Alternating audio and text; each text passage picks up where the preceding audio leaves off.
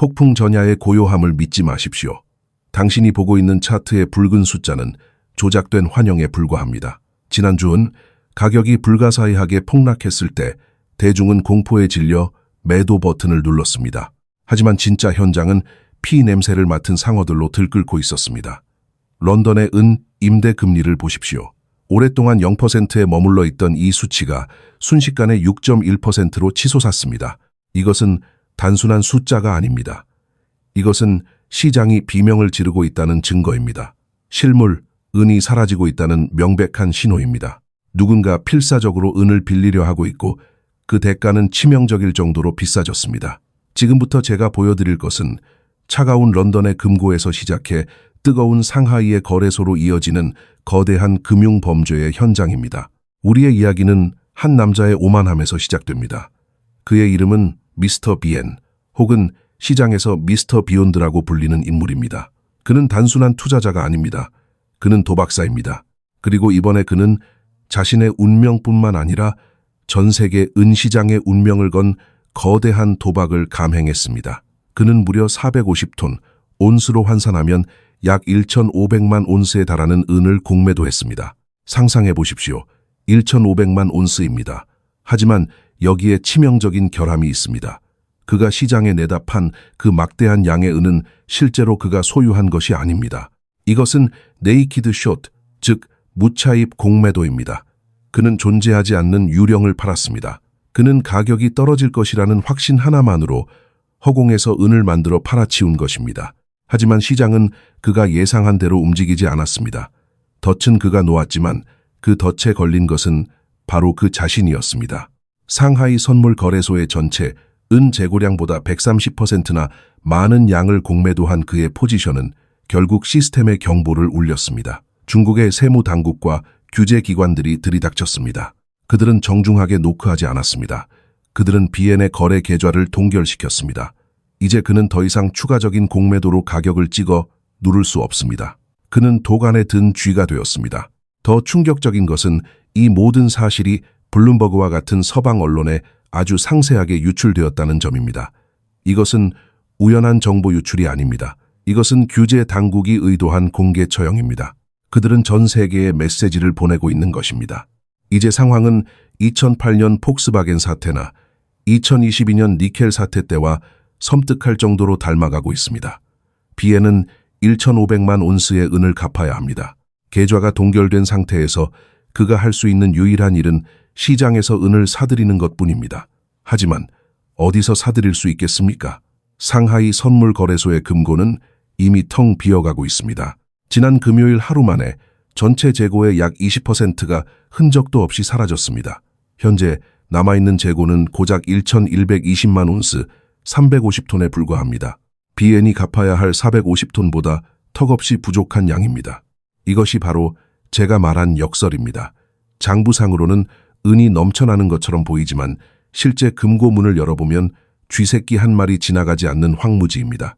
상하이의 금고가 6일 안에 바닥날 수 있다는 경고등이 켜졌습니다. 비엔은 갚아야 할 빚이 산더미 같은데 시장에는 물건이 없습니다. 이것은 전형적인 숏 스퀴즈의 전조입니다. 가격이 오를 때 공매도 세력이 손실을 줄이기 위해 울며 겨자 먹기로 매수에 동참하고 그 매수세가 다시 가격을 폭등시키는 악순환의 고리가 형성되고 있는 것입니다.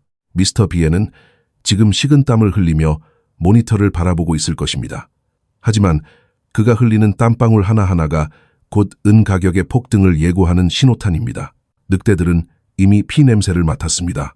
그리고 이 피 냄새는 상하이를 넘어 뉴욕의 코맥스로 번져가고 있습니다. 상하이의 은 창고에서는 지금 기이한 마술이 벌어지고 있습니다. 지난 금요일 단 하루 만에 전체 재고의 20%가 증발했습니다. 숫자로 말하면 62톤입니다. 누군가가 미스터 비엔보다 먼저 움직이고 있는 것입니다. 이 속도라면 수학적으로 단 6일 후면 상하이의 은 금고는 완전히 비게 됩니다. 0이라는 숫자가 카운트다운을 시작했습니다. 이것은 단순한 재고 부족이 아닙니다. 이것은 의자가 부족한 상황에서 음악이 멈추기 직전인 죽음의 의자 뺏기 게임과 같습니다. 비엔이 갚아야 할 은은 450톤인데 현재 남아있는 은은 고작 350톤에 불과합니다. 100톤의 은이 부족합니다. 그가 시장가로 매수 주문을 넣는 순간 가격은 수직으로 상승할 것이고 그 상승세는 다시 더 많은 매수를 불러일으키는 끝없는 악순환을 만들어낼 것입니다. 우리는 이미 이 시나리오의 결말을 본 적이 있습니다. 2008년 폭스바겐 사태를 기억하십니까? 당시 공매도 세력들은 서로를 밟고 탈출구를 향해 달렸지만 문은 잠겨 있었습니다. 주가는 하루 만에 천문학적으로 폭등했고 공매도 세력은 파산했습니다. 2022년 니켈 사태 때 런던 금속 거래소가 거래를 중단시켰던 그 공포가 이제 은 시장에 들이우고 있습니다.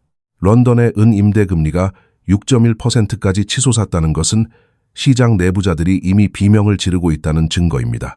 그들은 실물 은을 구하기 위해서라면 어떤 대가라도 치를 준비가 되어 있습니다.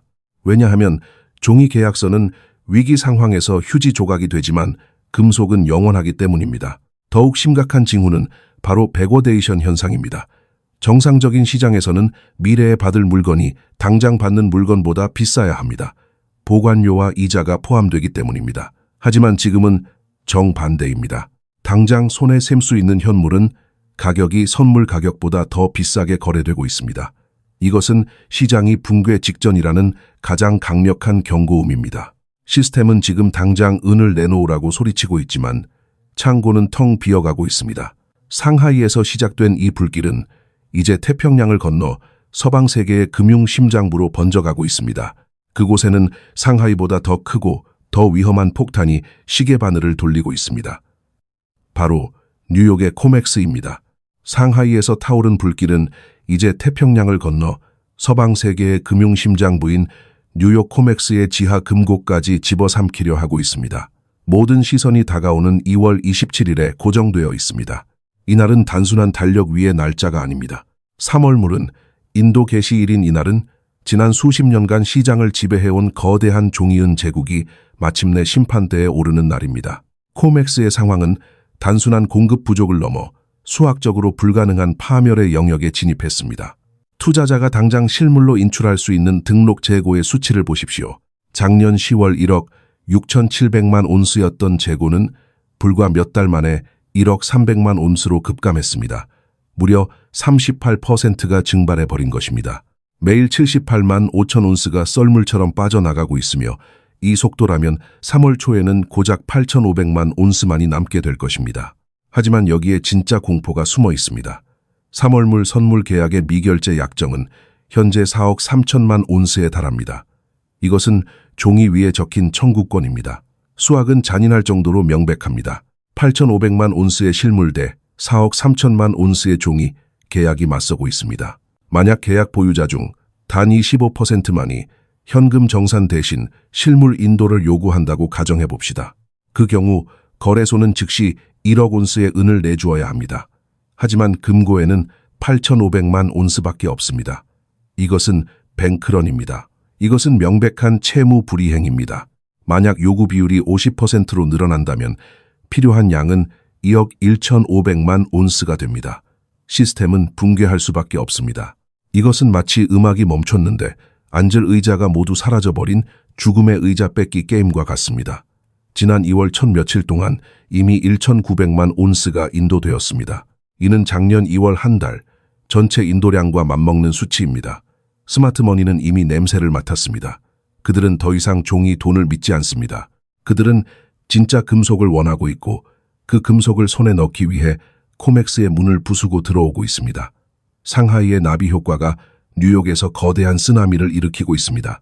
종이 제국은 지금 무너지고 있으며 남은 시간은 얼마 없습니다. 종이 제국이 불타오르는 동안 반대편에서는 새로운 질서가 태동하고 있습니다. 붕괴하는 코맥스와 상하이의 폐허 위로 실물 은을 거머쥔 거인이 일어서고 있습니다. 그의 이름은 데이비드 베이트먼, 미국의 은 억만장자입니다.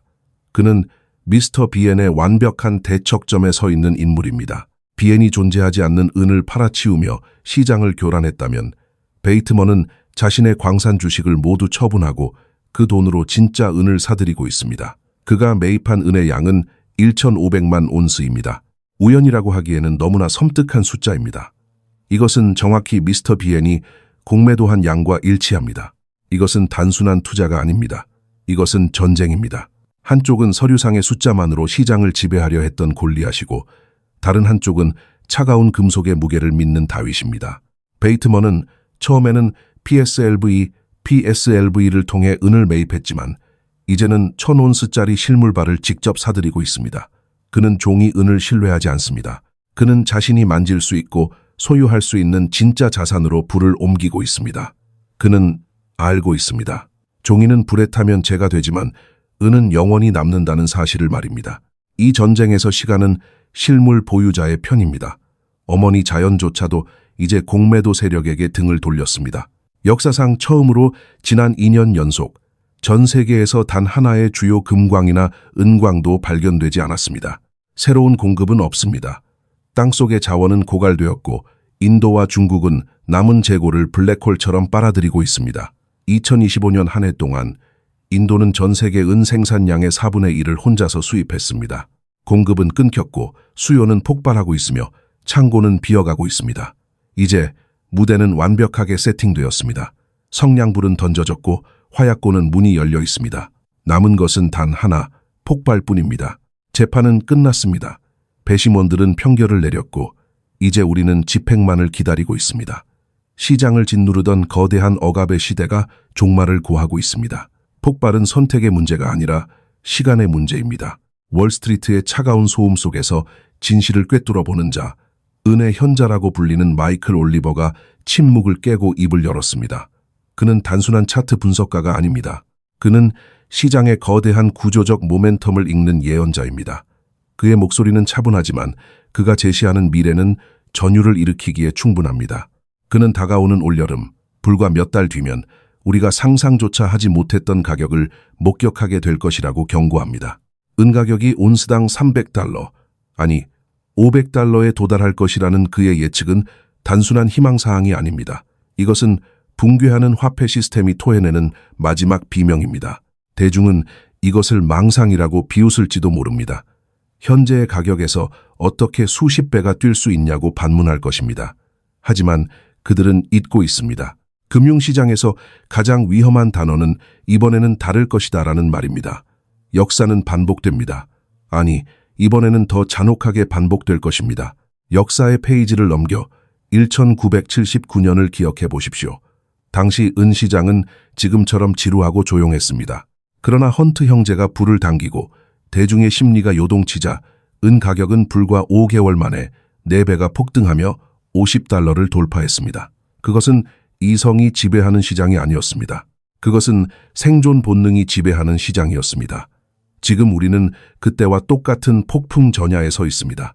하지만 상황은 그때보다 훨씬 더 심각합니다. 1980년 당시에는 아직 땅속에 캐내지 않은 금광과 은광이 존재했습니다. 인류는 자원을 더 채굴할 여력이 있었습니다. 하지만 지금은 다릅니다. 지질학적 데이터는 우리에게 잔인한 진실을 말해주고 있습니다. 지난 2년 연속 전 세계에서 단 하나의 주요 금광이나 은광도 발견되지 않았습니다. 이것은 전례가 없는 일입니다. 어머니 자연은 더 이상 우리에게 자원을 내어주지 않고 있습니다. 공급의 수도꼭지는 잠겼는데 수요의 댐은 무너졌습니다. 인도가 전 세계 생산량의 4분의 1을 혼자서 집어삼키고 있고 중국은 국가 차원에서 전략 자산을 비축하고 있습니다. 여기에 더해 미스터 비엔과 같은 공매도 세력이 파산하고 코맥스의 금고가 바닥을 드러내는 순간 가격을 억누르던 보이지 않는 손은 영원히 사라질 것입니다. 그때 은 가격은 억눌렸던 스프링처럼, 아니 그보다 더 강력한 화산 폭발처럼 솟구쳐 오를 것입니다. 미스터 올리버는 이것을 팔씨름에 비유했습니다. 곰과 황소가 팽팽하게 맞서다가 어느 한쪽이 무너지는 순간 승부는 순식간에 결정됩니다. 그리고 이번 승부의 패자는 명백히 종이 돈을 쥐고 있는 자들입니다. 이것이 바로 우리가 내린 최종 평결입니다. 종이 제국은 지금 무너지고 있습니다. 미스터 비엔의 몰락과 상하이의 고갈, 그리고 뉴욕 코맥스에서 벌어지고 있는 뱅크런 사태는 모두 하나의 결말을 가리키고 있습니다. 그것은 부의 거대한 이동입니다. 지난 수십 년간 우리는 종이 돈이라는 환각제에 취해 진짜 돈인 금과 은을 잊고 살았습니다. 우리는 숫자가 찍힌 모니터 화면을 부라고 착각했습니다. 하지만 이제 약효가 떨어지고 있습니다. 사람들은 깨어나고 있고 그들은 필사적으로 실물을 찾고 있습니다. 음악은 멈추려 하고 의자는 사라지고 있습니다. 당신의 주머니 속에 있는 지폐는 정부의 약속일 뿐이지만 당신의 손에 쥐어진 은은 변하지 않는 진실입니다. 2026년의 여름은 뜨거울 것입니다. 그것은 태양 때문이 아니라 금융시장을 뒤덮을 거대한 불길 때문일 것입니다. 당신은 지금 어디에 서 있습니까? 불타오르는 종이의 성 아닙니까? 아니면 견고한 실물의 방주 위입니까? 선택의 시간은 끝났습니다. 이제 우리는 다가올 거대한 파도를 정면으로 마주해야 합니다. 이것은 끝이 아닙니다. 이것은 새로운 시대의 시작이며 그 시대의 주인은 실물을 가진 자가 될 것입니다.